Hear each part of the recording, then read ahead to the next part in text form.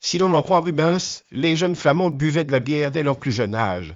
En témoigne cette vieille femme au premier plan à gauche qui devait boire la bière à un jeune enfant. La kermesse de Rubens. Rubens avait rassemblé autour de lui des peintres de grande valeur, on pouvait ainsi voir travailler dans son atelier Van Dyck ou Jean Bruegel, fils de Peter.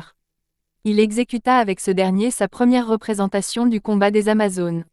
Rubens, qui possédait une collection d'œuvres d'art, avait une dizaine de tableaux de Bruegel l'Ancien, dont il admirait les toiles paysannes, mettant en scène la vie populaire des Flandres. La kermesse est l'une des rares peintures de genre de Rubens, c'est pourtant l'un de ses plus célèbres tableaux et certainement l'une des meilleures représentations de la vie paysanne flamande. On retrouve dans cette ronde villageoise la fougue, la force et la folie qui animent les tableaux de Bruegel. Les paysans traversent le tableau en une ronde endiablée.